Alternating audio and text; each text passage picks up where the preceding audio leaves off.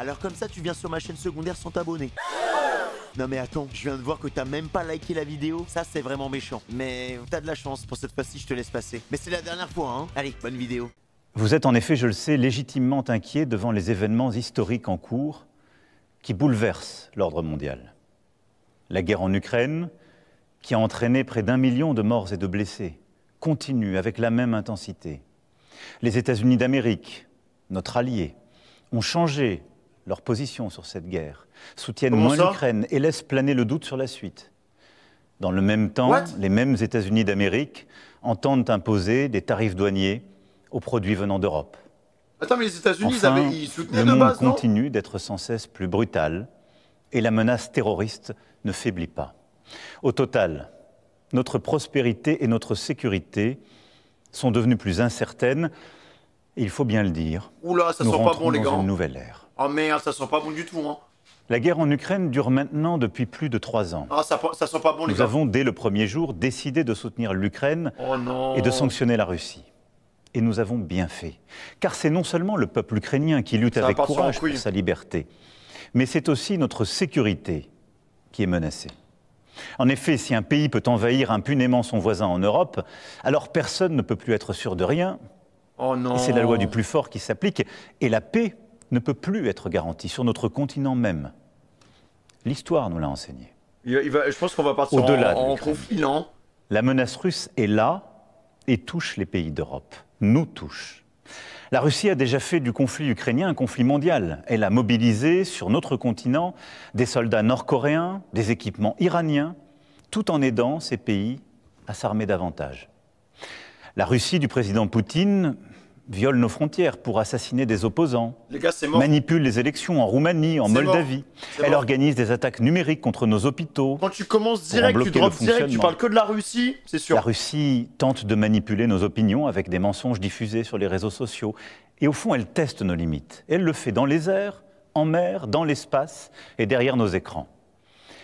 Cette agressivité ne semble pas connaître de frontières. Et la Russie, dans le même temps, continue de se réarmer, dépensant plus de 40% de son budget à cette fin. D'ici 2030, elle prévoit d'encore accroître son armée, d'avoir 300 000 soldats supplémentaires, 3 000 chars, 300 avions de chasse de plus.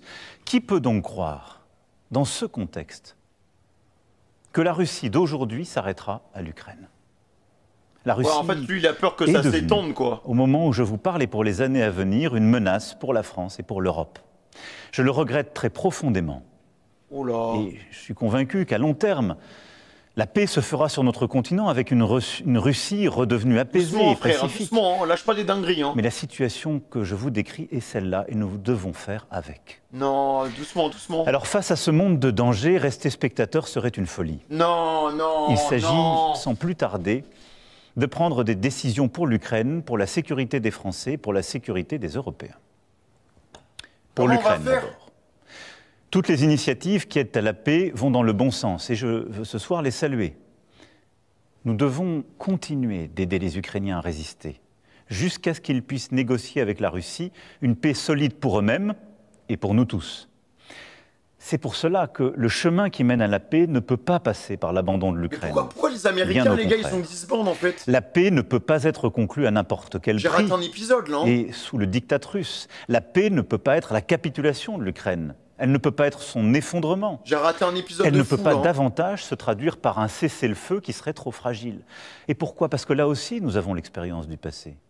Nous ne pouvons pas oublier que la Russie a commencé d'envahir l'Ukraine dès 2014 et que nous avons alors négocié un cessez-le-feu à Minsk. Et la même Russie n'a pas respecté ce cessez-le-feu. Et nous n'avons pas été capables de maintenir les équilibres faute de garanties solides. Aujourd'hui, on ne peut plus croire la Russie sur parole. L'Ukraine a droit à la paix et la sécurité pour elle-même.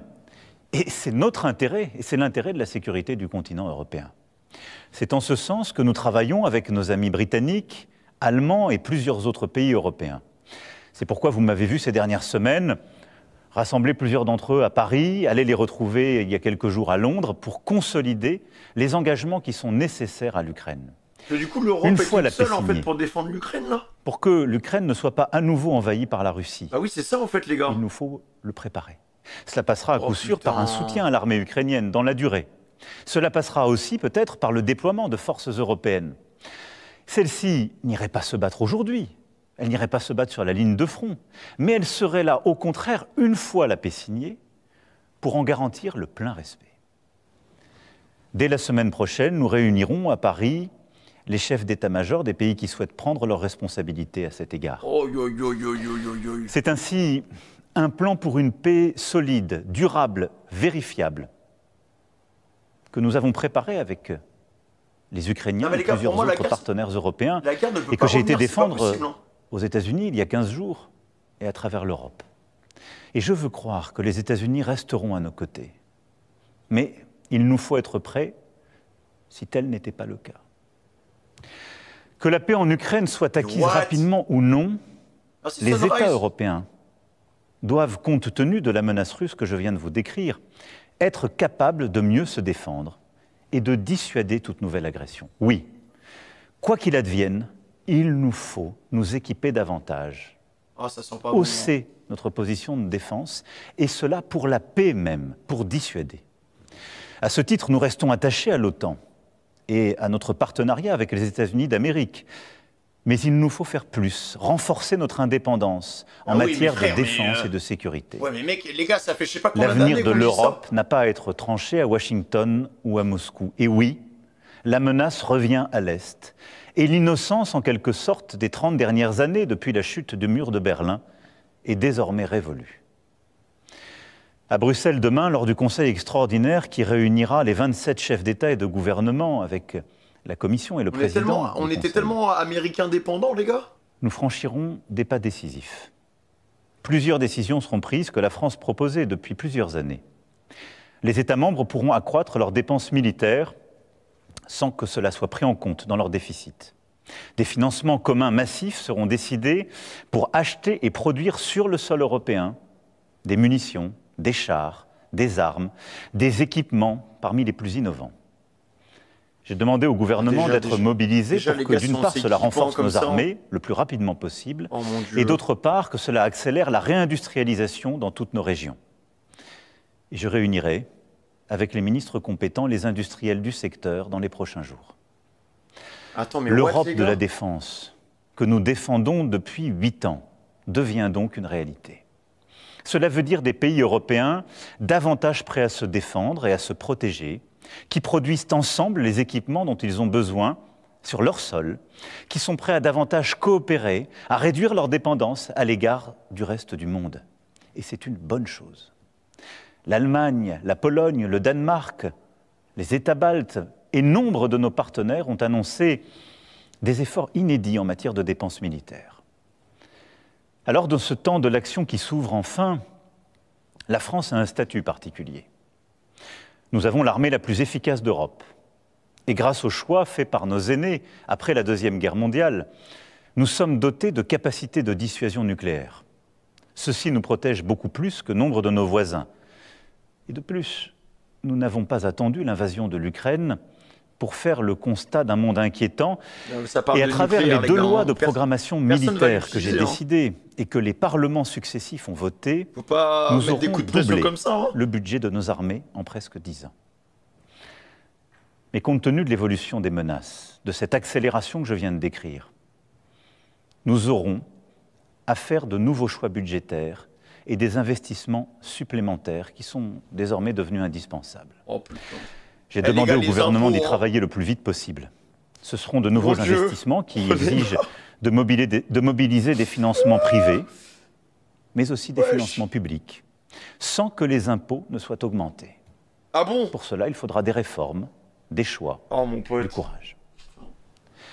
Notre dissuasion nucléaire nous protège. Elle est complète, les gars, souveraine, on va payer cher. Française de bout en bout. On va payer, frère. Elle a, depuis 1964, de manière explicite, toujours joué un rôle dans la préservation de la paix et de la sécurité en Europe. Mon Dieu. Mais répondant à l'appel historique du futur chancelier allemand, j'ai décidé d'ouvrir le débat stratégique sur la protection par notre dissuasion de nos alliés du continent européen. Quoi qu'il arrive, la décision a toujours été et restera entre les mains du président de la République, chef des armées. Maîtriser notre destin, devenir plus indépendant, nous devons y œuvrer au plan militaire, mais aussi au plan économique. Ils vont réagir comment? Oui, l'indépendance économique, technologique, industrielle et financière sont des nécessités. Nous devons aussi nous préparer à ce que les États-Unis décident de tarifs douaniers sur les marchandises européennes, comme ils viennent de le confirmer à l'encontre du Canada et du Mexique. Attends, mais en fait, on s'est fait backstab, là. Cette décision incompréhensible, tant pour l'économie américaine que pour la nôtre, aura des conséquences sur certaines de nos filières. Elle accroît la difficulté du moment, les gars, mais elle ne restera pas sans réponse de notre part.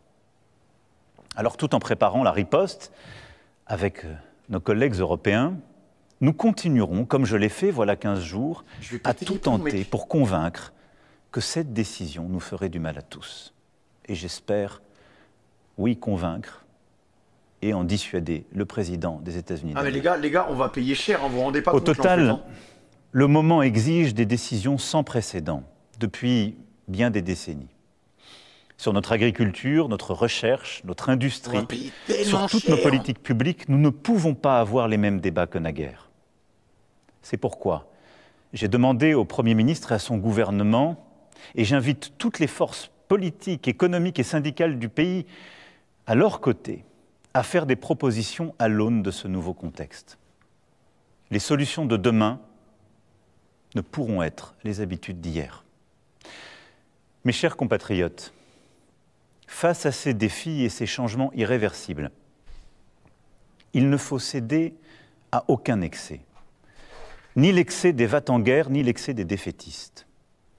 La France ne suivra qu'un cap, celui de la volonté pour la paix et la liberté, fidèle en cela à son histoire et à ses principes.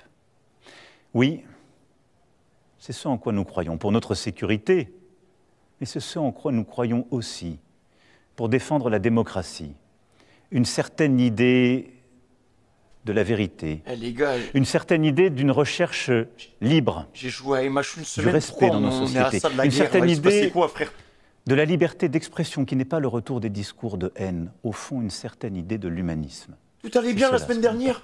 Et qui se joue. Notre Europe possède la force économique, la puissance et les talents pour être à la hauteur de cette époque. Et que nous nous comparions aux États-Unis d'Amérique et a fortiori à la Russie, nous en avons les moyens. Nous devons donc agir en étant unis en Européens et déterminés à nous protéger. Oh mon Dieu! C'est pourquoi la patrie a besoin de vous, de votre engagement. Les décisions politiques, les équipements militaires, les budgets sont une chose, mais ils ne remplaceront jamais la force d'âme d'une nation. Notre génération ne touchera plus les dividendes de la paix. Il ne tient qu'à nous que nos enfants récoltent demain les dividendes de nos engagements. Mais pourquoi à chaque fois on a des guerres tout le temps? Pourquoi? Vive la République. Vive la France. Non mais frère, vous cassez les couilles. Moi je vais te dire un truc, hein. Vos histoires. Pourquoi on est tout le temps dedans, nous, frère? Pourquoi on est tout... Vous pouvez pas vous régler dans une arène? Vous prenez Trump, vous prenez Poutine, vous prenez Macron, et vous prenez le gars de l'Ukraine, vous faites du 2v2 dans une petite arène, et voilà, et on règle les problèmes comme ça, frère. Mais pourquoi on est toujours obligé d'être dans vos soucis, dans vos trucs? Pourquoi tout est compliqué? Et pourquoi vous mettez l'Ouest et des matchs derrière? Les gars, j'ai fait une semaine des matchs. La semaine dernière, tout allait bien. Et là, je reviens après mon arc et match, c'est la guerre. C'est là, t'es là, bam. Les Américains, ils vont nous mettre des taxations économiques, je sais pas quoi. Faut qu'on soit indépendant, faut qu'on se réarme. Les Allemands, ils sont chauds, nanana. On va aller en Ukraine, on va se battre contre les Russes. Qu'est-ce qui s'est passé? Qu'est-ce qui s'est passé, frère? Les Américains qui nous backstab, j'ai raté un chapitre de zinzin. Une semaine, les mecs, une semaine. Comment le monde a pu partir en couille en une semaine, frère? Je comprends pas. C'est passé quoi avec Trump? On a toujours été américains dépendants depuis la guerre et tout, y a pas de problème, voilà. Mais depuis quand les Américains de base ils soutenaient le côté ukrainien? Pourquoi ils sont revenus sur leur position et maintenant ils sont en mode y a pas de problème, frère? Je comprends pas. J'ai raté un putain de chapitre, frère. Donc là il peut peut-être m'expliquer, les gars. Attends, je vais lui envoyer un message. Genre Macron il nous a, enfin globalement, les gars, il dit qu'on va pas payer plus de taxes, mais c'est sûr qu'on va payer plus de taxes, hein, c'est sûr. Quand tu rentres en guerre, malheureusement les mecs, faut les payer les obus, hein. J'ai pas compris. Est-ce qu'ils vont aller en Ukraine pour continuer à se battre ou juste ils vont envoyer des armes, des trucs. J'ai pas compris en fait sur ce côté-là en fait. En fait là en gros moi de ce que j'ai compris hein, c'est que on va se préparer à n'importe quelle éventualité et que d'un point de vue armé, bah les pays seront prêts au cas où. Et que après bah si ça part en couille bah on va y aller quoi. Trump Zelensky c'est Ukraine non? Je suis vraiment à côté de la plaque hein. Après l'échange extrêmement tendu entre Donald Trump et Volodymyr Zelensky ce vendredi à Washington, les dirigeants européens se sont réunis ce Ah oui mais en fait il y a eu rêverie il y a pas longtemps les gars en fait. week-end à Londres au Royaume-Uni pour réaffirmer leur soutien à l'Ukraine. Donc moi en fait je suis vraiment une merde. Les gars franchement en chat hein, on est vraiment des merdes parce qu'on était sur Monster Hunter. Il y avait l'avenir du monde qui jouait là-bas et nous on était là à taper notre meilleur Yann Koukou, notre meilleur Ratalos. On savait même pas carrément. Là, Macron, ça se trouve, il aurait toqué chez moi, il m'aurait lâché une M16, un FAMAS, il m'aurait dit, mec, malheureusement, t'es obligé d'aller sur le front. J'aurais dit, mais qu'est-ce que tu me racontes, frérot? Laisse-moi dans ma cave. Non, mais c'est la guerre, mec, c'est la guerre.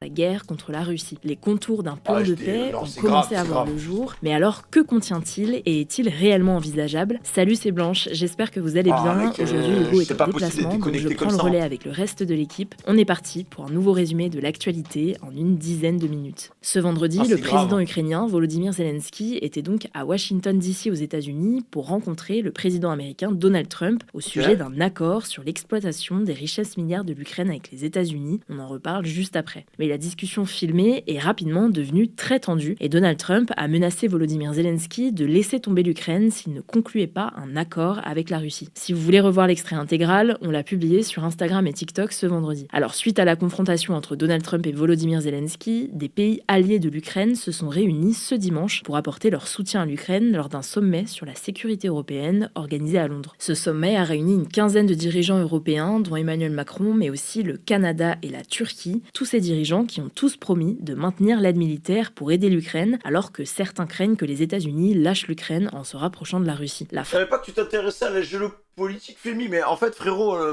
en soi, la politique, je m'intéresse vite fait, mais tu vois, genre, voilà, il y a que quand il y a les élections présidentielles ou européennes, tu vois. Mais là, c'est comme, là, je suis obligé, les gars, ça fait partie de notre monde, ça nous concerne directement, on est obligé de savoir un peu ce qui se passe quand même, quoi. La France et le Royaume-Uni ont même annoncé travailler ensemble sur un plan pour la C'est un paix peu pour grave, l'Ukraine qui sera soumis aux États-Unis. Alors pour le moment, on ne sait pas encore quand sera présenté ce plan, mais dans un entretien au Figaro publié ce dimanche, Emmanuel Macron a parlé d'une première étape qui constituerait en une trêve d'1 mois, je cite, dans les airs, sur les mers et les infrastructures énergétiques pour faciliter un processus de paix. Selon lui, un cessez-le-feu global, incluant aussi les combats terrestres, serait difficile à contrôler en raison de l'ampleur du front qui représente à peu près la distance entre Paris et Budapest, la capitale de la Hongrie. À noter tout de même sur cette première phase que le Royaume-Uni a démenti ce lundi tout accord sur une proposition aussi précise, tout en déclarant travailler avec la France sur un plan, effectivement. Le président... Avoue que t'en as rien à foutre, frérot. Si demain, il y a un missile russe qui vient péter la maison de mon voisin, je serai concerné. Donc non, j'en ai pas rien à foutre, frère. Le Français a également précisé qu'aucune troupe européenne ne serait déployée sur le sol ukrainien dans l'immédiat. Un déploiement pourrait être envisagé dans un second temps, après des négociations et la signature d'un accord de paix pour en garantir l'application. Le Premier ministre britannique, Keir Starmer, a indiqué être prêt lui aussi à envoyer des troupes au sol et des avions dans les airs dans un second temps pour constituer une force de maintien de la paix. Selon lui, si l'Europe... En fait,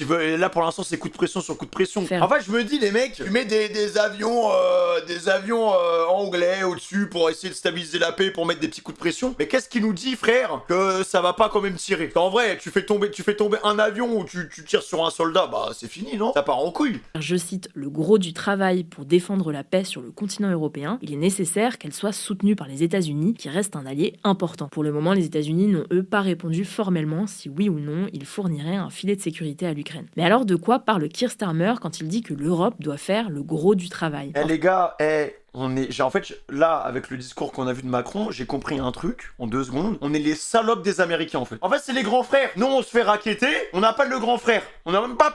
grand frère, il m'a volé mon pimousse. Le grand frère, il arrive, tac, gros coup de pied.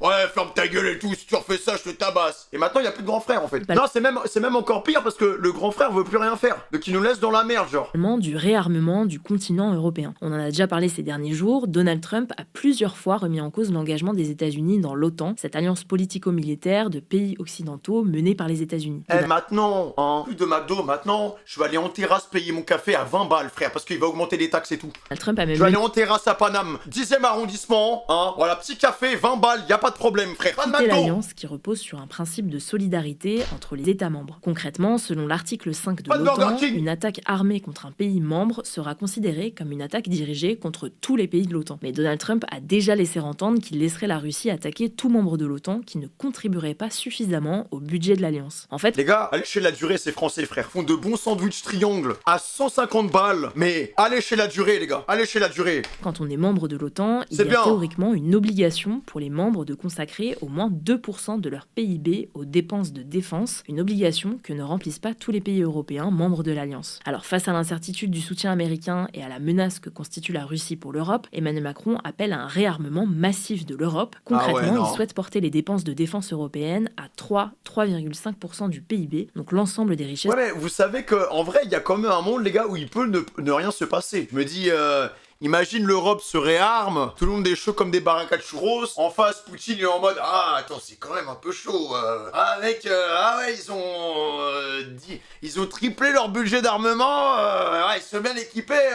Bon, bah, vas-y, on fait rien. C'est possible qu'au final, tout le monde se réarme pour qu'au final, derrière, bah, y a rien. Parce que bon, le but, c'est de maintenir la paix. Je suis pas sûr que ça soit du côté des Russes ou du côté des Européens. En vrai, il y a aucun intérêt à ce que les gens se tirent dessus et qu'on s'envoie des roquettes dans la gueule, les gars. En vrai, il y a aucun intérêt, frère. Il y a un truc qu'il faut qu'on comprenne. Alors peut-être que c'est ultra naïf de ma part. On ne peut plus se battre comme avant, les gars. C'est plus possible. On n'est plus à l'époque où ça faisait des tranchées, on se tirait dessus, nanana. Là maintenant, t'appuies sur des boutons, t'as une roquette qui a 10 000 km qui arrive chez toi, frère. L'infanterie, ça existe toujours et tout, mais on est tellement plus puissant qu'avant, les gars. L'argent, ouais, mais s'il y a des millions de personnes qui se battent et tout, l'argent, genre, je sais pas. En fait, faudrait que Dofla il vienne en vocal et qui m'explique les trucs, les mecs. Ils viennent me parler, frère, parce que je comprends rien. On finit la vidéo, mais... produite par un pays en un an. De son côté, Lui, il s'y Ursula connaît, von mon der pote. Moi, Leyen, la je présidente connais de rien, la genre. Commission européenne, qui est donc l'une des principales instances de l'UE, ainsi que Mark Rutte, le secrétaire général de l'OTAN, ont confirmé que plusieurs pays européens allaient augmenter leurs dépenses militaires. À noter qu'un sommet spécial de l'Union européenne sur la défense est prévu ce jeudi à Bruxelles, en Belgique. À cette occasion, Ursula von der Leyen présentera un plan global sur la manière de réarmer l'Europe. On suivra ça. Enfin, troisième élément dont parle Emmanuel Macron dans son interview au Figaro pour protéger l'Ukraine et l'Europe, c'est la dissuasion nucléaire. La dissuasion nucléaire, c'est une stratégie militaire qui vise à prévenir une attaque en menaçant un adversaire de représailles nucléaires dévastatrices. Dans ce cas précis, Emmanuel Macron a relancé le débat sur une dissuasion nucléaire européenne. Aujourd'hui, en Europe, seules la France et la Grande-Bretagne possèdent l'arme nucléaire, avec respectivement environ 290 et 225 ogives. Une ogive nucléaire. Pourquoi on a autant d'ogives nucléaires, les gars? Pourquoi on a autant de bombes nucléaires qui se baladent On va faire quoi? Parce qu'en vrai,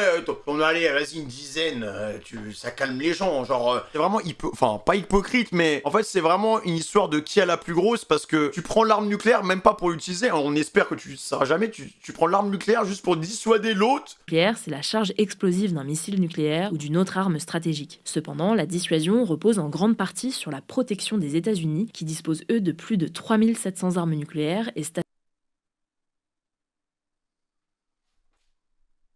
certaines de leurs bombes en Europe, notamment en Allemagne, en Belgique, en Italie. Ils ont tellement de bombes ils posent les bombes, ils ont des garages chez nous là. Ils ont tellement de bombes on n'a plus de place chez nous les gars, donc on va utiliser votre garage là-bas là, hein. Les Belges, vous servez de garage, frère! Aux Pays-Bas et en Turquie. Emmanuel Macron veut donc discuter avec les Mais autres jamais pays de la vie! européens. Mais attends, mais les gars, mais on va reprendre ça, hein! Allez hop! Non, vous avez décidé de garer ça chez nous, c'est à nous maintenant! C'est à nous! La dissuasion nucléaire pour renforcer leur sécurité. Il propose que certains partenaires participent aux exercices des forces françaises et envisagent même de déployer des armes nucléaires chez des alliés. À noter que cette proposition ne fait pas l'unanimité, notamment du côté du Rassemblement national. Marine Le Pen et Jordan Bardella dénoncent une atteinte à la souveraineté nationale. Maintenant qu'on a dit ça, quelle est la position des États-Unis? Je le disais, un plan européen doit encore être présenté aux États-Unis. En attendant, ce dimanche, le conseiller à la sécurité nationale américaine, Mike Waltz, a suggéré que la démission de Volodymyr Zelensky pourrait être une solution pour mettre... Attendez, il m'appelle. Dofla, c'est la fin du monde, frère. Mon gars, ça va ou quoi? C'est la guerre, mec. Mais attends. Juste, je te donne le contexte. Je suis pas trop politique et tout, mais là, ce qui se passe, c'est quand même suffisamment grave. J'ai vu, Macron, il a dit qu'il allait parler à 20h, donc je me suis dit, mais attends, mais c'est bizarre. Y a pas de Covid, y a pas de truc. Pourquoi il va taper la discute? J'ai fait une semaine où j'ai fait que jouer à Monster Hunter. Je reviens, c'est la guerre. C'est quoi ce bordel, frère?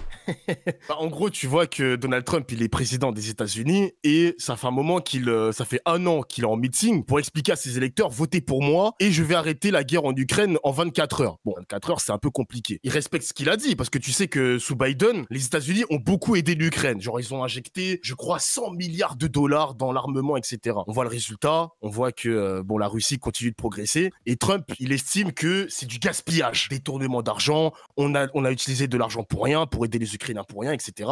Poutine, c'est le grand vainqueur. Donc, ce qu'il fait, il est président, il respecte ce qu'il a dit aux électeurs, il a arrêté de financer l'Ukraine et ça met la position de l'Ukraine un peu dans le baba, quoi, tu vois. Jusqu'ici, t'arrives à suivre. Ouais, y a pas de problème. Ouais. L'Europe, tant bien que mal, va essayer de prendre la relève des États-Unis, mais ça va être très compliqué de remplacer les États-Unis, quoi. C'est compliqué. Ouais, on peut pas remplacer les États-Unis. Mais du coup, en fait, ouais, ils ont fait ça dans leur intérêt, parce que, en fait, ça leur rapportait rien, quoi. Bah, les États-Unis, ils ont toujours fonctionné comme ça. Hein. Si tu apportes pas d'argent aux Américains, bah, frère, bah, va te faire foutre, quoi. Bah alors, pourquoi ils ont pris intérêt dans le conflit au début, quand c'était pas Trump? Bah, c'est ce que j'expliquais hier en stream, mais on m'a dit, Théophile, t'es dans le fou, etc. En gros, les États-Unis, ça a toujours été un pays, je mets des parenthèses, les gars, je mets vraiment des parenthèses, ça a toujours été un pays un peu, tu sais, le soft power où faut aider les petites nations, faut les aider parce que, vas-y, c'est la grandeur des États-Unis, on est en Afrique, on est en Afghanistan, on est dans n'importe quel pays, et on est aussi en Ukraine. Et aussi, autre chose, c'est que les Américains, ils ont aidé l'Ukraine parce que, historiquement, les Américains, ils ont toujours été les grands ennemis de la Russie. Voilà, ils ont toujours été les grands ennemis de la Russie, donc indirectement, c'est pour aussi saper la Russie en quelque sorte, quoi. On va dire ça comme ça. Ouais, c'est prise de position, quoi. Évidemment, par rapport à la guerre et tout. Après, c'est pour aussi vendre leur arme. Vous avez raison, le chat. Hein, parce que c'est vrai que les Polonais, par exemple, ils ont beaucoup acheté américains pour se défendre contre les Russes. C'est toujours dans les intérêts des Américains. Que tu sois président démocrate ou républicain, il y aura toujours cet aspect business des États-Unis. Vraiment, c'est un truc de fou. Mais du coup, là, en fait, l'Europe le prend un peu comme une trahison, non? Parce que, si de base, ils étaient tous ensemble pour défendre l'Ukraine, et que là, maintenant, ils se retrouvent sans les Américains, ils sont un peu dans la merde, là. Le discours de Macron, genre Macron, il veut réarmer l'Europe et tout, mais c'est pas trop tard déjà, là? Ah, trop tard.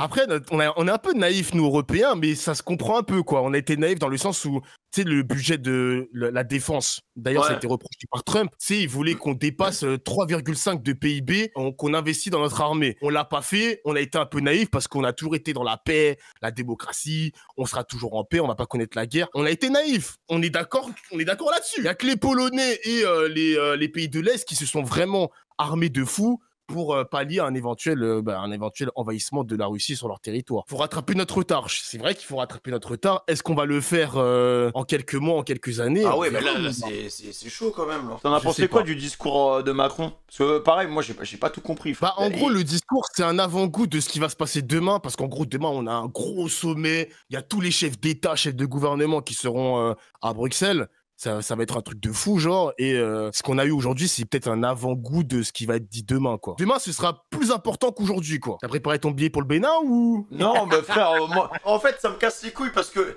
mon ref, je viens de signer un bail pour une maison il y a 2 jours. Et là, le gars, il m'annonce qu'il y aura... Ça se trouve, ils vont augmenter... Je sais même pas ce qu'ils vont faire avec ma thune, frère. Ils vont augmenter les intérêts et tout, les banques, là, c'est foutu, là. C'est le pire timing pour acheter une baraque, genre. C'est vrai. Après, on a une armée professionnelle, hein. Crois pas qu'on va se faire parachuter, je sais pas, le théâtre d'opération, s'il va être en France, s'il va être en Ukraine. Mec, les guerres, la guerre, c'est ce que je disais à mon chat, la guerre ne peut plus être la même guerre qu'avant. C'est pas possible. C'est vrai. Voilà. Là, on a une puissance nucléaire et la Russie aussi, donc là, c'est plus pareil. Mais tu sais très bien que personne va jamais utiliser le nucléaire. C'est juste là pour montrer qu'il y a la plus grosse et pour faire peur à l'autre. Mais tu vas pas balancer de la nuque comme ça. Non, mec, personne va oser, frère. Tu peux pas... Franchement, Poutine, il devient imprévisible, hein. Franchement, on sait pas, mais tu peux pas envoyer des nuques. Je te jure, gros, faut être naïf sur rien du tout. Parce que quand tu vois les Américains, par exemple, je te dis juste un exemple, Femi, je pense sincèrement que si la Russie utilise l'arme nucléaire, les gars, c'est utopique, c'est dystopique, je veux dire, mais si il utilise son arme nucléaire sur la France ou sur un autre pays, même de l'OTAN, les Américains ne vont pas bouger le petit doigt. Ah oui, mais ils bougeront pas. Ça c'est vraiment devenu un pro Poutine, il faut le savoir, les mecs, hein. Il faut le savoir. Ouais, mais mec, il peut pas, franchement, il peut pas envoyer une bombe nuque sur la France. Bah on va juste répondre, quoi, on va se faire bousiller. Mais mec, mais en fait le problème c'est que si t'envoies une nuque, c'est la fin du monde. Tu peux pas faire ça parce que au final, bon, la France a la bombe. Il y a qui a le nucléaire en Europe? Il y a la France, il y a la France, le Royaume-Uni. On est que deux. On est que deux. On est que deux. Bah ouais. Mais ils font quoi les autres, frère? Mais qu'est-ce qu'ils foutent? Non, mais après, c'est compliqué parce que, tu sais, il y a un traité de non-prolifération des armes nucléaires et ça a été signé par plein de pays. Et du coup, il n'y a pas beaucoup de pays qui ont l'arme nucléaire. Oui, on a oui. On n'en a pas beaucoup. Genre l'Espagne, et tu sais, c'est une technologie aussi. C'est pas n'importe qui peut développer l'arme nucléaire, tu vois. Ouais, mais c'est pour ça que quand il y a des nouveaux pays émergents qui ont le nucléaire, les gens ils sont en mode ouais, mais c'est bizarre, faut les surveiller, genre. Genre, par exemple, l'Allemagne devait se doter de l'arme nucléaire, mais tu sais, avec la Seconde Guerre mondiale, Hitler, etc., bah, ils ont signé un traité comme quoi il n'y aura pas d'armes nucléaires en Allemagne. Bah ouais, En revanche, il y a des armes nucléaires américaines en Europe. Par exemple, en Belgique, on a, il y a l'arme nucléaire en Belgique. On était en train de regarder un truc justement, il y a en Belgique, il y a aux Pays-Bas, il y a plusieurs, en fait c'est des trucs de stockage. C'est des stockages américains. Ouais. Ah, c'est n'importe quoi, mec. Hein. Dans le monde, il y en a très peu. Il y a le Pakistan, c'est le seul pays musulman qui a l'arme nucléaire. T'as Israël aussi, il me semble, mais c'est pas officiel pour Israël. T'as l'Iran qui essaie de développer son programme nucléaire. Est-ce que tu penses qu'il y a des pays qui cachent l'arme nucléaire? C'est sûr. C'est sûr qu'il y en a qui ont l'arme nucléaire, mais qui l'ont pas déclaré, quoi. Bah, je sais que les États-Unis pensaient que l'Irak ou l'Afghanistan, je crois que c'est l'un ou l'autre. Putain, c'était qui? C'était Saddam Hussein, mais je sais plus c'était le président de qui? De quel pays? Je crois que c'est l'Irak ou l'Iran. Je sais plus. Bref, peu importe l'un ou l'autre. Et en gros, ils pensaient qu'ils avaient l'arme nucléaire et c'est pour ça que les États-Unis ont envahi ce pays. Mais ça n'a jamais été prouvé. Ça n'a jamais été prouvé à ce jour que l'Irak, voilà, merci le chat, c'était l'Irak. Ça n'a jamais été prouvé que l'Irak possédait l'arme nucléaire. L'Iran s'est caché un peu. On sait pas vraiment, c'est bizarre. La Corée du Nord, je sais qu'ils ont l'arme nucléaire, mais c'est toujours caché ces trucs. Hein. What? Mec, juste pour revenir, pour moi, tu peux pas. Enfin, peut-être que c'est ultra naïf, hein. Mais si t'envoies une bombe nuque, c'est la fin du monde. Parce que bah, tu vas envoyer une bombe nuque sur la France, ok. Bah déjà, tu vas pas pouvoir éradiquer la France comme ça.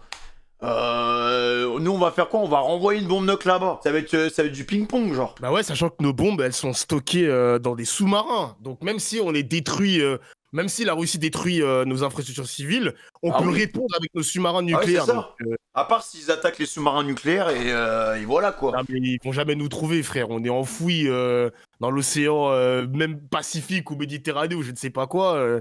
Ils vont jamais nous retrouver les Russes. Hein. Après, c'est quoi parce que la puissance d'une bombe nucléaire, ça varie aussi en fonction des pays. T'as des bombes nucléaires qui sont plus puissantes. Je suppose que les bombes nucléaires de maintenant, elles sont 1000 fois plus destructrices que les bombes nucléaires qu'il y avait à l'époque de Nagasaki et Hiroshima. Je pense que c'est plus Tu connais bien la France ou pas, la géographie de la France? Moi, ça va, j'ai la carte sur la... Enfin, ouais, ça va, quoi.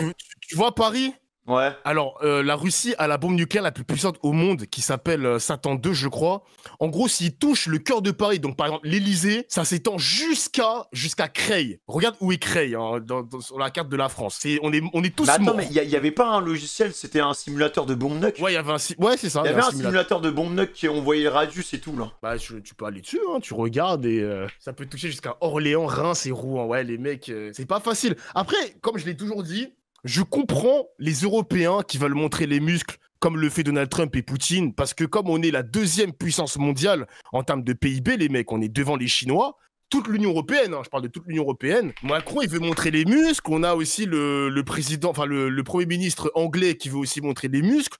L'Allemagne, c'est pareil, parce qu'il y aura un nouveau chancelier allemand d'ici quelques mois. J'entends l'idée, les gars, j'entends l'idée qu'il faut montrer des muscles, sinon Poutine, il va pas s'arrêter. Hein. Mais je pense vraiment, parce que même par rapport à l'Ukraine et tout, je pense vraiment qu'il va continuer à avancer. Le truc, c'est que là, tu parles vraiment à un noob, tu vois. Bah, déjà, de base, faudrait savoir qu'est-ce qui a démarré le conflit russe-Ukraine, pour comprendre pourquoi il y a eu la guerre en Ukraine, en fait. Par exemple, imaginons que les Russes arrivent à prendre l'Ukraine. Pourquoi ils continueraient? Pour comprendre un peu les prémices de la guerre en Ukraine, faut remonter à 2014. Faut remonter à 2014. Aussitôt, je pensais que c'était plus... Aussitôt, il y a des régions russophones en Ukraine, il faut le savoir, que ce soit en Crimée, que ce soit à l'est de l'Ukraine, qu'on appelle Lugansk et Donetsk, pardon, je le prononce mal, et c'est des territoires russophones. Et il y a une partie de l'Ukraine qui est europhile, genre pro-européen. Okay. Et c'est un petit peu le bordel. Voilà, c'est un petit peu le bordel entre les Russes. C'est divisé un peu en deux, quoi. Voilà, c'est un peu divisé et Zelensky, il voulait faire nation, quoi. Il voulait que tout le territoire ukrainien soit pro-européen. Et c'est un peu compliqué, et c'est à ce moment-là où tu avais des mercenaires russes, des séparatistes, des militaires séparatistes pro-russes, etc., qui ont commencé à foutre le bordel, on va dire ça comme ça. ça remonte aussi à avant 2014. Et il y avait Zelensky qui voulait rejoindre l'OTAN. Et ça a toujours été une ligne rouge de la Russie. Rouge, pardon. Voilà, plus on avance, plus tu avais les Ukrainiens qui voulaient rejoindre l'Union européenne, qui voulaient rejoindre l'OTAN, qui voulaient des garanties de sécurité avec des bases américaines dans le territoire ukrainien. Ça a monté tout ça en épingle. Et la Russie, ils ont dit, bon les frérots, vous foutez de notre gueule. On va aider les séparatistes pro-russes dans la région du Donbass. Ouais. On va les aider militairement avec des équipements, avec de la présence aussi humaine. Et c'est ce qui a déstabilisé la région, en quelque sorte. Ouais, mais du coup, en fait, c'est... Bon, il y a des Russes qui se battent en Ukraine, mais il y a aussi des Ukrainiens pro-russes qui se battent en Ukraine contre d'autres Ukrainiens, non? C'est ça, c'est ça. C'est très bordélique. Et d'ailleurs, oui, c'était aussi une demande de Poutine. Il voulait démilitariser l'Ukraine. Et d'ailleurs, il y avait des accords qui ont été signés à Minsk. Donc, c'est une ville, je crois, en Biélorussie, si je dis pas de bêtises. Il y a eu un accord qui n'a pas été respecté. Deuxième accord qui n'a pas aussi été respecté. Et Poutine, il s'est dit, vas-y, foutez de ma gueule. Il estime que le président Zelensky n'est pas légitime. Il est devenu illégitime à ses yeux. Et c'est pour ça qu'il veut le renverser. J'ai vraiment grossi le chat. C'est juste que l'Europe, il y a une partie de l'Ukraine qui est pro-Europe, une partie de l'Ukraine qui est pro-russe. Exactement. Et en fait, c'est ça le conflit d'intérêt, en fait. Bah en fait, il y a aussi... la Russie veut créer une sorte de zone. Il estimait que l'Ukraine était une zone, un grand espace, parce que l'Ukraine est vraiment un gigantesque pays. Ça laisse un grand espace pour éviter justement que l'OTAN, donc l'organisation militaire Atlantique Nord, évite d'être proche des frontières russes. Tu vois ce que je veux dire? Ouais, Pour créer une sorte de zone pour ne pas laisser les Américains aller vers la Russie, quoi. Ouais, mais là, par exemple, là, j'ai l'impression que les Américains et les Russes, ils ont trouvé un centre d'intérêt. Trump, il est plus engagé là-dedans. Bah, Trump, il est pro-russe, quoi. Il a toujours dit qu'il veut se désengager. Ouais, mais du coup, en fait, entre Biden et Trump, on passe du coq à l'âne, en fait. Ah, mais bien sûr, hein. Il suffit que tu changes de président, c'est fini, genre, c'est... La stratégie, elle est totalement modifiée, genre. Bah, littéralement, si c'était Kamala Harris, donc l'adversaire de Trump, elle est démocrate, elle aurait continué à verser de l'argent pour l'Ukraine encore et encore et encore et encore. Hein. Là, en fait, Trump, il veut juste changer la face du monde. Il estime que s'il arrête de financer l'Ukraine, ça va forcer les Ukrainiens à signer un accord de cessez-le-feu, tout simplement. C'est un pari que Trump balance comme ça sur la table. Est-ce que ça va marcher? Je ne sais pas. Tu penses que ça va faire quoi par la suite? Bah, dans tous les cas, les Ukrainiens sont perdants parce que l'Ukraine, s'ils continuent cette guerre, ils vont la perdre parce que les Russes vont continuer à grignoter du territoire. Et si l'Ukraine signe l'accord avec les Américains, bah, en gros, les Américains, ils vont récupérer une partie du territoire du territoire ukrainien pour des terres rares. Tu sais, t'as des minerais rares en Ukraine et les Américains veulent les exploiter. Donc, dans tous les cas, ils sont perdants. Ça va se débloquer demain. Ça va se débloquer la semaine prochaine. On verra. Ouais, demain sera une journée importante, en tout cas. Ça te fait peur un peu ou pas? Parce que, en vrai, enfin, tu penses quoi de la situation, honnêtement? Toi, vu que t'as un peu tous les éléments et tout, tu penses quoi de la situation? T'as pas suivi la conférence de presse la semaine dernière avec Trump et Zelensky? Mec, j'ai rien regardé, frère. J'étais sur Monster Hunter. Mec, j'étais en train de chasser des dragons. T'as raté un grand moment d'histoire quand même. Hein. T'as raté un grand moment d'histoire parce que t'as un président américain qui a humilié un président en guerre.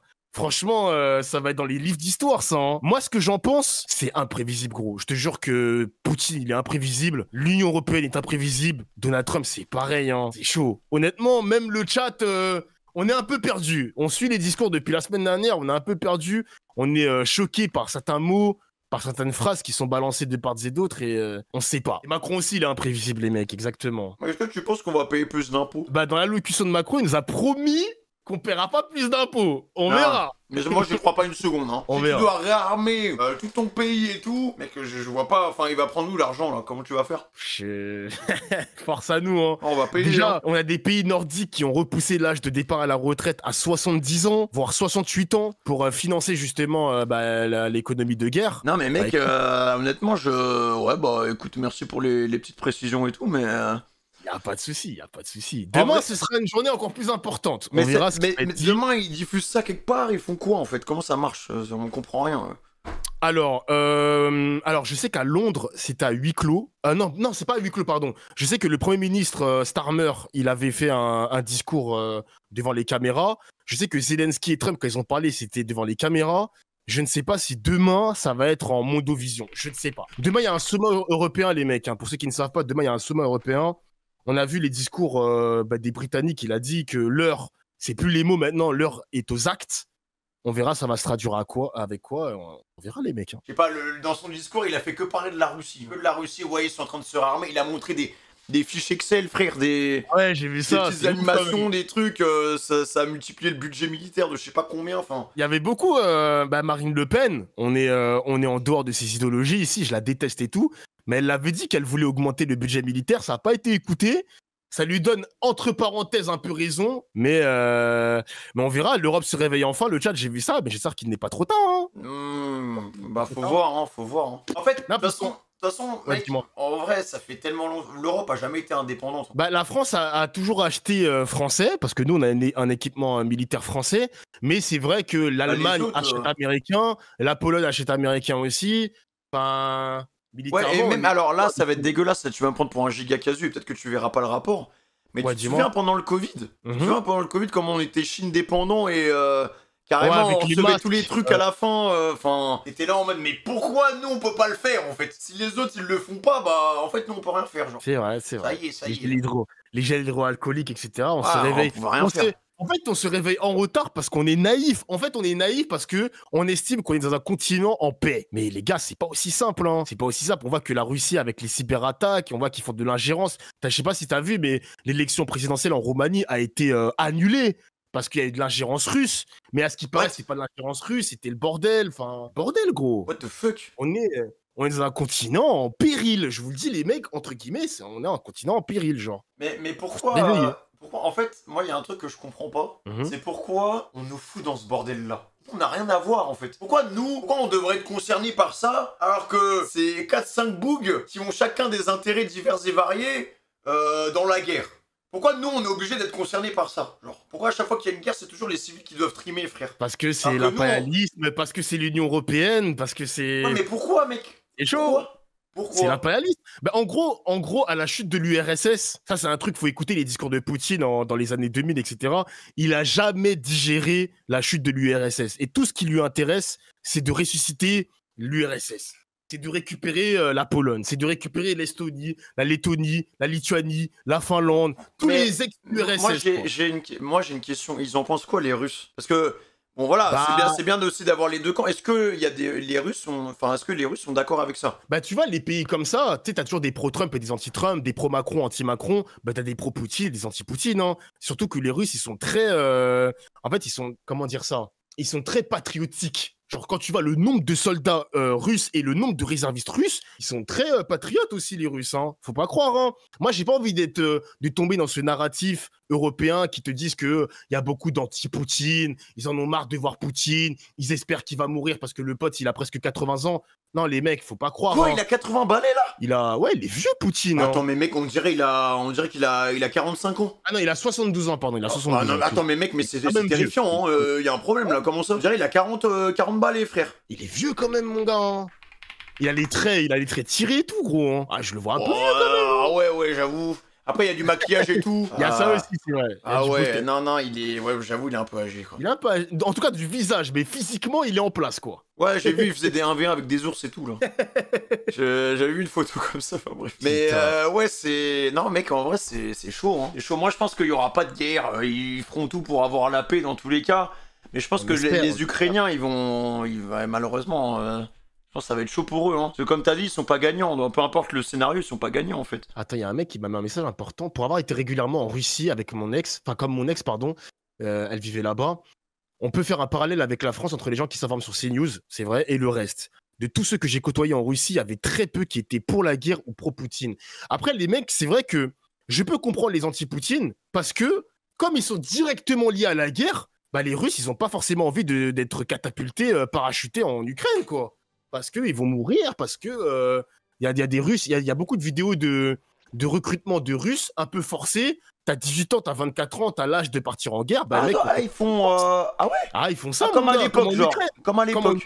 Bah ouais, comme à l'époque, c'est ça, hein. C'est ça. Hein. Ah ouais, mais non, mais... Moi, bah attends, j'ai une autre question à te poser et à tous les gens du chat. Hein. Est-ce que si demain, la France, elle vous dit, ouais, service obligatoire, vous êtes obligé d'aller sur le front, est-ce que vous vous battez pour votre pays, là? Genre là, on a notre corps armé, se fait décimer et on a besoin de force. Parce qu'au bout d'un moment, on aura besoin... Enfin, tu vois, si t'as plus d'armée, t'es obligé de prendre ce que t'as. Vous y allez ou pas? Mon gars! Est-ce que vous vous battez pour la France? C'est la question. Parce que je pense que dans notre génération, Il y en a beaucoup qui voudraient ne pas se battre pour notre pays. Alors qu'il y a quelques générations, tout le monde aurait dit oui, frère. Je pense que là, maintenant, il y a beaucoup plus de non. Genre. En fait, l'esprit patriotique français a été a beaucoup changé, année après année. Quand tu vois à quel point les Français, entre guillemets, je mets des parenthèses, le chat, vous savez que j'aime pas ce terme, les Français de souche qui pissent sur les Arabes, etc., et les Noirs, pardon, etc., etc.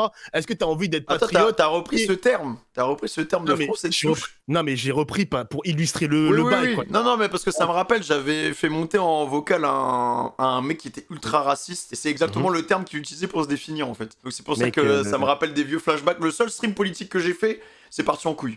Mais vas-y, continue. Quand je vois sur Twitter les gros racistes qui disent ouais, mais les gars, si vous voulez recruter dans l'armée, bah, allez récupérer des mecs de cité qui foutent rien de leur journée, etc. Donc ils veulent nous mettre en première ligne, histoire qu'on meure plus vite, histoire qu'on soit débarrassé. On vous baisse les racistes, on vous baisse. Laissez les mecs de cité frère. Bah oui. Non, mais la France elle est ultra polarisée. Et honnêtement, ça va pas nous aider à recruter dans l'armée, hein. Ça va pas les aider. Et toi, t'y vas du coup? Oh que non. Moi, je suis né pour aimer, frère. Je suis pas né pour prendre une arme, tuer un père de famille que je ne connais même pas. Moi, je vous le dis, les amis. Ouais, mais si t'as pas le choix, ouvre Google Maps. La Russie, ils sont en Belgique. Ils sont en Belgique. Ils ont pris toute l'Europe, ok? Ils progressent et tout, ouais. Ouais, ils progressent. Macron, il pète les plombs. Au lieu de le voir une fois par an à 20h, tu le vois tous les soirs. Tous les soirs, tu le vois à 20h, il dit les refs, c'est chaud, oh, j'ai besoin de vous, il faut qu'on se batte, sinon on va devenir russe. Alors, faut savoir quelque chose, non seulement on a l'arme nucléaire, mais il y a autre chose aussi. Moi, Fémi, je te pose un constat. Vas-y. Tu dis qu'on n'a pas le choix. Est-ce que tu penses que les fils de milliardaires vont prendre le treillis, vont prendre une Kalachnikov et vont aller se battre? Bah non. Les fils de Bernard Arnault et tout. Bah bien sûr que non. Moi, je vais me barrer quand même, mon gars. Non, mais parce que eux, je pense qu'ils ont une sorte d'immunité, tu vois. Non, il n'y a pas d'immunité. Regarde, mec, si toi, t'y vas pas, par exemple, ça va être considéré comme un déserteur. Oui, déserteur, oui, c'est vrai que tu peux être déserteur et après, bah, ils vont te mettre en prison. Bon, ils vont pas t'exécuter parce que voilà, c'est plus la même chose, mais ils vont te mettre en zonzon, frère. Mais je pense qu'en vrai, la plupart des gens, ils vont déserter.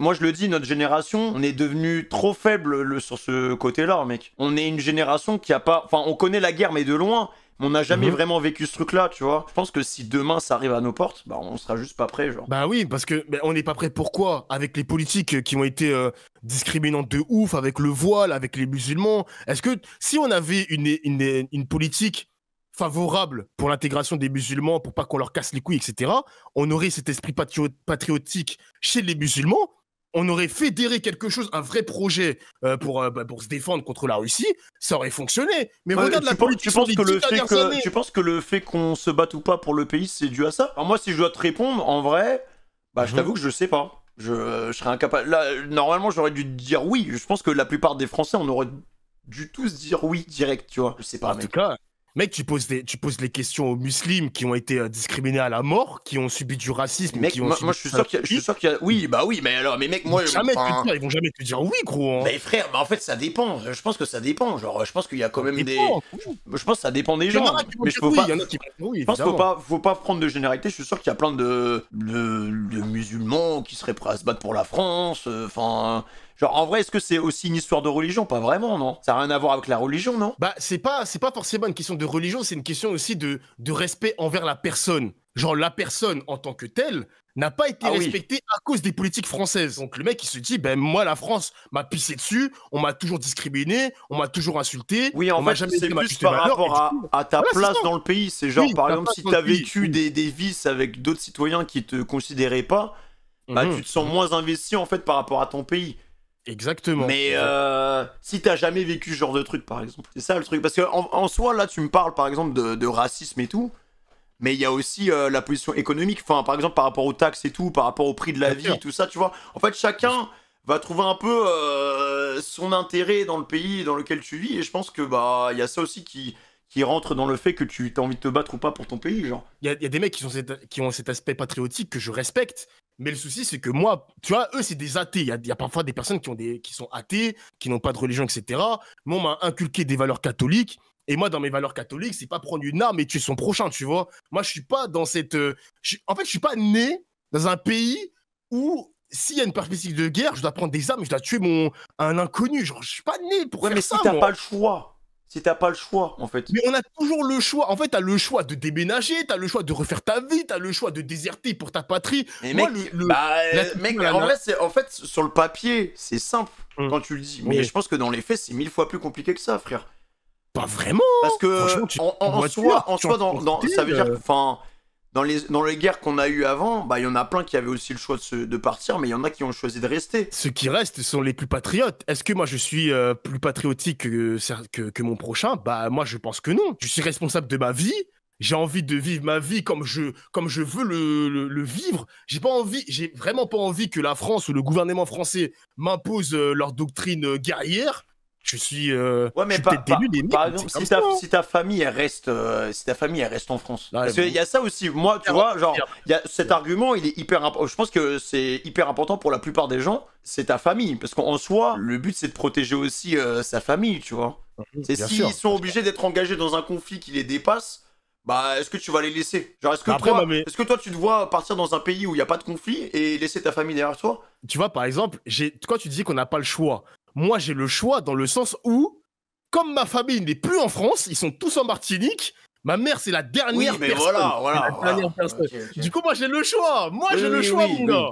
Oui, malheureusement, mais prends en compte quand même l'aspect familial dans ton argumentation. Bien sûr. Ah, mais je suis d'accord. Je pense que après, moi, je glitch un peu, Mais même, mec, si tu pars là-bas en Martinique, parce que je vois par exemple quand on a posé la question, ça disait ouais, retour au bled, retour au bled, retour au bled. Mais je sais pas, si la France tombe, c'est bizarre, non? C'est un pays où t'as vécu.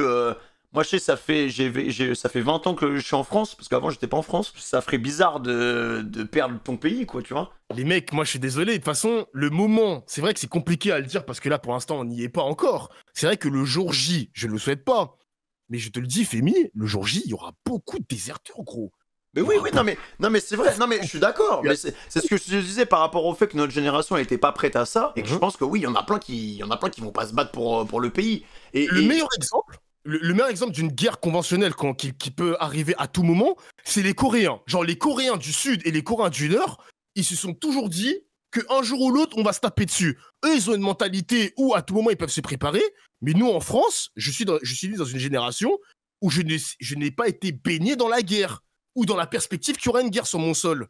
Je n'ai pas été baigné dans ça, mon gars. Ouais, mais là, tu vois ce que tu dis, c'est là quand même qu'on a de la chance. C'est vrai que, en vrai, quand tu vois tous ceux qui désertent leur pays et tout, là, enfin, tous les pays en guerre, tu vois, il y a un déplacement massif de tous ces gens qui vivaient dans ces pays-là. Et qui veulent se retrouver dans des pays en sécurité, ben là tu les comprends en fait. Tu les comprends. Et quand il y a des gens qui sont là en mode ah mais non mais vas-y mais eux qui restent là-bas ça nous fait chier, ils se déplacent et tout, ils viennent chez nous, ils s'installent alors qu'ils doivent rester là-bas, bah en fait non. Tu peux pas faire ça. Tu peux pas cracher sur des gens qui vivent dans des pays en guerre et qui veulent se barrer pour continuer à vivre en fait. On suivra ça demain. Honnêtement, après, moi je te comprends. Moi je te comprends. En soi, mais en fait, tous les gens qui viennent, parce que y en a beaucoup qui vivent dans des pays en conflit. Bien sûr. Mais si nous on vit cette chose-là, en fait, on va faire exactement la même chose qu'eux. On va vouloir jouer la carte de la sécurité. Il y en a plein qui vont vouloir le faire. Donc quand tu parles de désertion, en fait, c'est un peu ça aussi. C'est exactement la même chose. Je deviendrai migrant. Ouais, au final, c'est ça. Il y en a qui vont se battre, les gars. Ouais, mais. Après, moi je le dis encore une fois, et Dofla je pense qu'il est du même avec moi, la guerre de maintenant, c'est pas la guerre d'avant, les gars. On se rend juste pas compte du bordel que ça va être s'il y a des vraies guerres, genre. Ils vont appuyer sur des boutons, ça va t'envoyer des missiles, des ogives, alors qu'ils sont à 10 000 km, t'auras des drones, des avions, des trucs, enfin... Il y aura toujours de l'infanterie, mais ce sera pas la même, ça aura rien à voir. Hein. Moi, je respecterai toujours que des personnes se sacrifient pour une nation. Je vais toujours avoir du respect pour ces personnes-là. Mais moi, en tant qu'individu, Fémi, tu vois, ma personne individuellement, j'ai pas envie de me battre dans le sens où je suis pas né pour tuer. Je suis né pour aimer. C'est tout un aspect philosophique, tu vois. Mais attends, mais Dofla, moi, je suis d'accord avec toi, frère. Mais les gens d'avant, nos grands-parents, nos arrière-grands-parents, c'était comme nous de base. Mais ils n'ont pas eu le choix. Pas vraiment. Parce que comme il y avait la Première Guerre mondiale et la Seconde Guerre mondiale, cette époque-là de la France... Oui, si tu veux, par rapport à la Première. Ouais, mais non, mais ils savaient pas qu'il y allait avoir la Seconde. Hein. Non, mais attends, mais oublie pas un truc, parce que eux, ils avaient toujours cette mentalité, parce qu'il y a le service militaire aussi. Il y avait le service militaire en France, gros. Donc ils étaient toujours baignés dans cette mentalité guerrière. dans cette perspective qu'allait avoir la guerre sur notre sol. Et d'ailleurs, entre la Première Guerre mondiale et la Seconde, c'était très tendu aussi entre l'Allemagne et la France. Ça a toujours été tendu. Ils ont vu la montée en puissance du nationalisme d'Hitler. Ils ont vu que ça allait pourrir. Donc avant la Seconde Guerre mondiale, c'était tout aussi tendu le contexte. Hein. Donc oui, nos grands-parents, ils ont toujours été baignés dans ça. Et nous, grâce à l'arme nucléaire, grâce au retrait aussi du service militaire, on a perdu cet esprit guerrier parce qu'on était en paix, parce qu'on est tous sourire, parce que on a toujours su que la guerre n'allait jamais revenir en France. On a peut-être été naïfs, on sait pas. Bah, ouais, t'avais pas le choix, tu te fais pendre direct si tu t'engages pas. Oui, évidemment, les gars, après, le contexte est différent. Ah ouais, non, mais c'est... Ouais, mais ils étaient obligés d'y aller, quoi. Après, les mecs, ça se trouve, 2030, 2032, bah, on aura dans nos assiettes des plats russes, frère. Hein. Tu vois, si par exemple, littéralement, notre armée professionnelle ne tient plus, est-ce qu'on va être enrôlé de force ou est-ce qu'on va passer directement à l'arme nucléaire? On sait pas, tu vois, la guerre, c'est quelque chose de totalement Non, mais mec, tu peux pas... L'option nucléaire, elle est morte. En fait, si ça envoie du nucléaire, bah, y a un des deux camps qui va, juste se plier et qui va dire bon bah vas-y les gars, vous êtes des fous furieux et on passe à autre chose, frère. Enfin, on va pas emmener. Enfin, il y aura trop de pertes après des deux côtés, mec. Ça n'a aucun sens. C'est totalement illogique de faire ça. Si tu veux, tu fais ça pour mettre un coup de pression, mais il y a trop de risques derrière. La bombe nucléaire, tu l'utilises pour arrêter une guerre parce que ça va trop loin et puis ça sert à rien. Moi, je trouve que c'est de la merde ce truc. Les Américains, ils ont quoi? Mec, ils ont 3000 ogives. Mec, pourquoi t'as 3000 ogives, frère? Pourquoi t'en as 3000? Ça sert à quoi? On en a que 200, mais au final, rien que 2, mon gars, ça détruit 50% du pays. Donc... Ça fait mal, frère. Ça sert à quoi d'en avoir 3000? Tu vas pas utiliser tes 3000 ogives, genre. Pourquoi ils continuent d'en produire alors que bah ça sert à rien? Après, ça s'appelle de la dissuasion, tu vois. Hein. Ouais, 3000 ogives, tu réfléchis à 2 fois, tu vois. Ouais, mais comment ça? Les Russes, ils ont 5000, hein. Ils en ont 5000. Bah ouais, mais pourquoi? Enfin, en quoi enfin, entre un peuple qui en a 200 et un peuple qui en a 5000... C'est pareil. Bah, pour moi, genre, t'envoies 10 ogives, le gars, il est calmé, quoi, tu vois. Genre, tu vas pas envoyer 5000 ogives sur un pays, il y aura plus rien, là. Cours de ce gang. Donc je sais pas, en fait. Est-ce qu'il y a des bombes nucléaires qui sont vendues, par exemple? Est-ce qu'il y a des gens qui achètent des bombes nucléaires? Non, c'est gardé. Non, tu vends pas des armes nucléaires. Il y a des lois autour de la prolifération des armes nucléaires, etc. Genre, par exemple, les Américains ne peuvent pas vendre une arme atomique à des Japonais, par exemple. C'est pas... Non, ça marche pas. C'est pas comme ça. Là-dessus, moi, je trouve que ça sert à rien, les mecs. Enfin, je sais pas. Des plans Snap sur le dark web. Mec, tu trouves pas ça bizarre, Dofla, qu'on soit obligé, pour tenir en menottes les autres, t'es obligé d'avoir la meilleure arme. Mais genre, je trouve que ce mental, il est trop bizarre. Genre, tu montres que t'es capable de te défendre. Parce que sinon, les autres, ils vont t'attaquer, en fait. Bah, en gros, ce qui s'est passé avec le Japon, alors corrigez-moi si je me trompe, les mecs, je suis pas historien, hein. Les Japonais, avant, c'était des gros fils de pute. Tu sais, il y avait un empereur du Japon qui était ultra impérialiste. Genre, vraiment, il a envahi des pays, etc. Et les Américains, on va dire, je vais grossir le trait, hein. En gros, l'arme nucléaire sert à freiner les intentions impérialistes des gouvernants. Voilà, tout simplement. Genre, par exemple, les États-Unis l'a fait à Hiroshima, Nagasaki. Il a stoppé, en quelque sorte, l'empereur du Japon dans son délire impérialiste. Et on va dire que la France, un jour, hein, je pense que ça va jamais arriver, mais un jour, si les Russes ont envie de faire en sorte que l'URSS, ce soit toute l'Union européenne, la France va dire non, frérot, on va te stopper, on va te dissuader d'avoir des pensées impérialistes. Ne le fais pas, sinon bombe atomique dans ta mère. Genre ils vont les prévenir, parce que les Américains ont pas prévenu le Japon, non? Alors, il me semble... Alors, putain, ça, c'est des cours d'histoire. Hein. Il me semble qu'à la première bombe, les Japonais ne voulaient pas capituler. Et il y a eu la deuxième, et c'est à la deuxième que les Japonais ont capitulé. Ouais, mais est-ce que les Américains ont dit, bon, bah écoutez, les gars, on va lâcher une bombe nucléaire? Ils ont prévenu, ils ont prévenu, il me semble, les mecs. Hein. Ils ont prévenu. Mais là, par contre... Mais mec, attends, mais... parce que, en soi, en période de guerre, préviens l'ennemi que tu vas le bombarder. Tu fais jamais ça. Bah, ils ont forcé En fait, ils voulaient forcer les Japonais à capituler. Mais les Japonais ne voulaient pas capituler. Mais putain, c'est des cours d'histoire, gros. Franchement, j'ai un trou de mémoire de baiser. Je sais plus exactement. Après, tu sais que les récits... Il y a toujours des mecs qui vont... Là, faudra un historien, en fait. Faut un historien dans le vocal, en fait. Ils ont rien prévenu, les gars. Parce qu'en fait, je me dis, si tu préviens ton ennemi, bah, le gars, il va anticiper, il va mettre des trucs anti-aériens, je sais pas, il va se préparer pour défendre la position, quoi. Tu vois? Vous voulez déjà capituler, parce que ça m'étonnerait que les Américains bombardent les Japonais, les civils... Non, moi dans les vieux souvenirs que j'ai des cours d'histoire, c'est première bombe nucléaire, et après, ils ont capitulé. C'est après après la deuxième qu'ils ont capitulé. Sinon, ils auraient continué à en envoyer, en fait. Mais le pire, c'est qu'il y a eu 2 nucléaires et les Japonais, ils étaient quand même en guerre. Parce qu'après, l'URSS a déclaré la guerre aux Japonais parce qu'il y a une région, près de l'est de la Russie, entre le Japon et la Russie. Et je crois que c'est la Mandchourie, les mecs. C'était une guerre qu'il y avait entre l'URSS et le Japon. Et il y avait encore une armée japonaise alors qu'ils ont subi 2 nucléaires. Ouah, mec, c'était compliqué, hein. Ah, c'est dur. La Mandchourie, voilà, c'est ça. Et putain, l'URSS a déclaré la guerre aux Japonais et ah mais putain, je me suis pas trompé. Regardez ma carte, les mecs. Je suis trop fort. Allez, c'est chaud, hein, c'est chaud, hein, vraiment c'est chaud. Mais bon, bref, pour moi il y aura pas de... On l'espère, on verra bien demain, on verra la continuité. Et vas-y, si ça repart en couille, on se refera un petit voc. Hein. On verra demain. Moi je suis là, mon gars, je suis là, y a pas de souci, Fémi. Y a pas de souci, Bah, vas-y, hein. Bah, en fait, déjà la dernière fois, quand j'avais fait le seul stream politique, il y avait plein de trucs que je comprenais rien. J'étais en mode, mais vas-y, il faut que DoFly vienne, faut qu'il vienne. Mais sur certains points, vas-y, c'est intéressant. Après, ça suscite le débat et tout, et tu peux rebondir, et voilà quoi. Après, moi, je suis pas un spécialiste, hein. J'ai un putain de bac pro, mon gars. Non, mais mec, tu fais des... Bon, ça va, tu t'y connais quand même 1000 fois mieux que moi, quoi. Ouais, voilà. Je m'intéresse, j'aime trop la géopolitique. C'est un truc... j'ai aimé la géopolitique grâce au stream, en quelque sorte, parce que dans mon chat, j'ai une commu qui m'envoie des liens, qui m'envoie des petits tweets, qui m'apprennent aussi des choses dont j'étais pas au courant. Et grâce à mon chat, en quelque sorte, on m'a fait aimer la géopolitique. J'aime trop maintenant, je suis accro à ça. Moi j'ai une question pour toi. Ouais, mais vas-y, je pense que c'est une question, ça peut énerver les gens. T'es en train de rater ton live foot en plus, là, je suis mort. Mais non, mais c'est pas... Mais moi, j'avais pas prévu de commenter le match, hein, c'est pas grave. Ah d'accord, ok. Ouais. Moi j'ai une question, mais je pense que tout le monde doit péter les plombs dans les deux chats. Est-ce que tu penses que l'histoire c'est vrai? L'histoire qu'on nous raconte, le récit qu'on nous raconte. Ouais. Bah maintenant avec les réseaux sociaux, avec la propagande, c'est compliqué. Maintenant t'as l'extrême droite qui révise l'histoire. Par exemple, il y en a qui te disent que la colonisation en Algérie c'est une bonne chose. T'as un gris, frère. Il y en a qui te disent que c'est une bonne chose, il y en a qui te disent que c'est pas une bonne chose.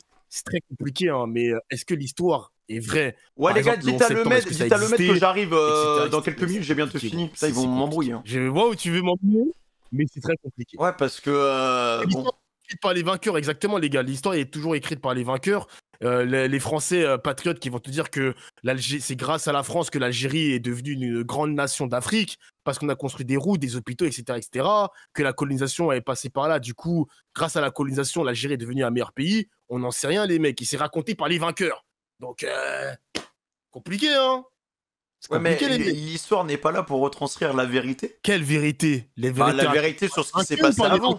Bah, des deux. Oui. Pour moi, justement, tu dois avoir une sorte de neutralité là, quand tu racontes ton histoire. Tu dois raconter l'histoire, tu dois faire un travail de retranscription en fait. Bah, la retranscription, tu peux pas être neutre dans une retranscription parce que tu dois factuellement raconter des choses qui se sont réellement passées. C'est pour ça que, par exemple, la neutralité. Mais tu dois pas être neutre. Mais si, tu peux être neutre dans le fait. Quand tu racontes des faits, tu peux être neutre. Bah, non, juste faire un travail descriptif. Non, mais regarde, dans la description, si tu dis que la France, on a été des fils de pute avec l'Algérie, c'est pas de la neutralité, c'est factuel. Tu vois ce que je veux dire un peu? Tu peux pas dire que t'es neutre quand tu dis que la France a été des fils de pute. T'es neutre si tu dis que l'Algérie a ses torts, la France a ses torts, etc.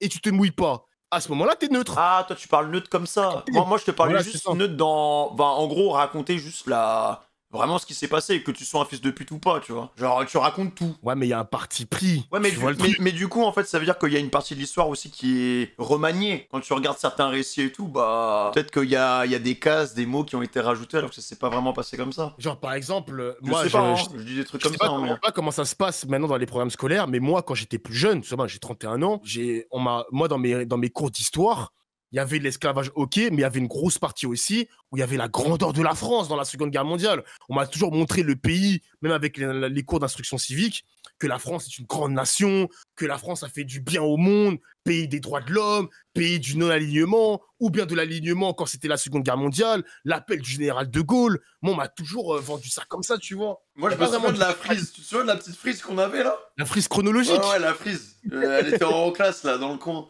Alors, c'est ça, ben moi j'ai connu ça. Oui, mais les gars, ce que vous voulez dire, je vois ce que vous voulez dire, les gars, mais les historiens, en fait, quand tu racontes une histoire, il y a un biais, il y a toujours un biais, il y a toujours un parti pris. Même si t'es factuel, tu peux le considérer comme un parti pris. Parce qu'un historien algérien va te dire que la France a été une merde, mais un historien, par exemple, d'extrême droite, qui connaît le conflit algérien-France, enfin Algérie-France, il va te dire, par exemple, par son prisme, que la colonisation a fait du bien à l'Algérie. Vous voyez ce que je veux dire, le chat?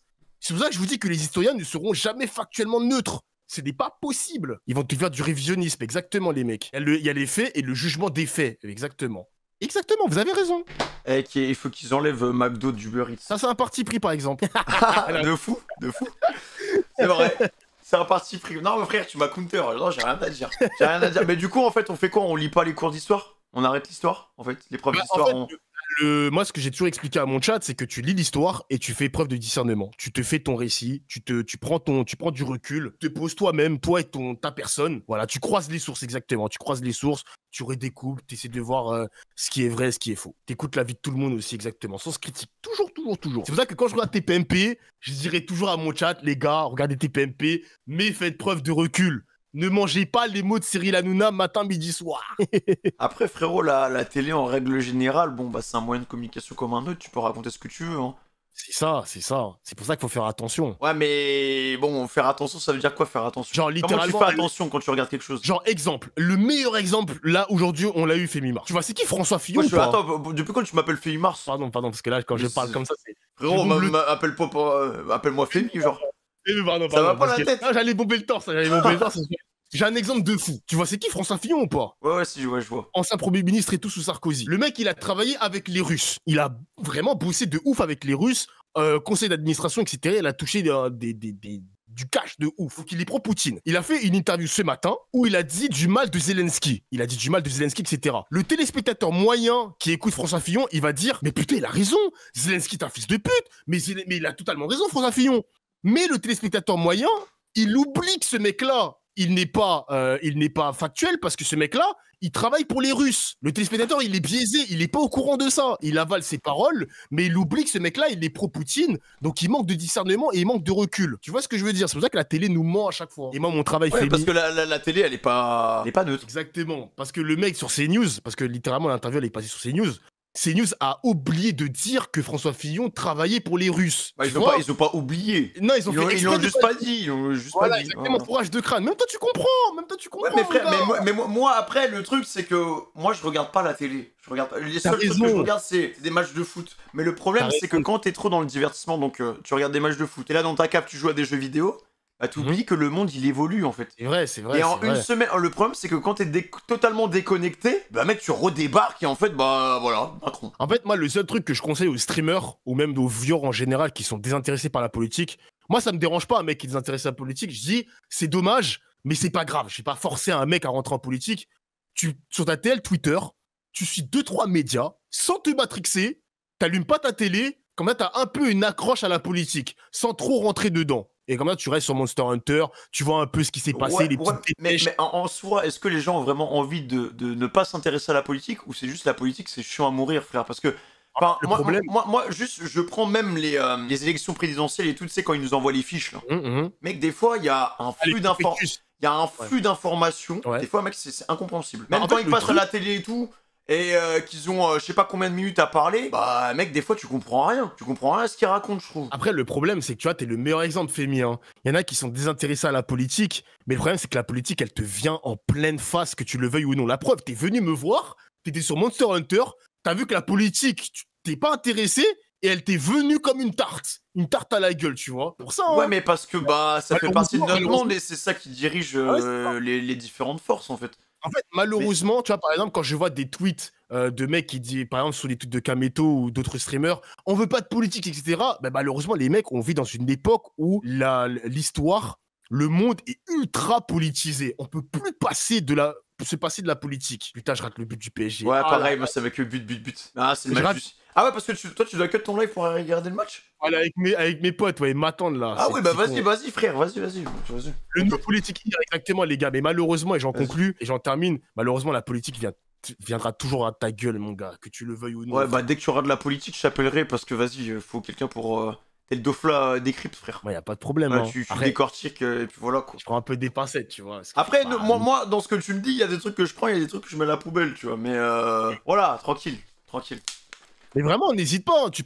T'as une petite dépêche, une petite... je pourrais t'envoyer des comptes Twitter à suivre de temps en temps sans trop être matrixé. Ouais, mais tu vois, après... frère, déjà, aller m'informer politique sur Twitter, il y a un truc qui va pas.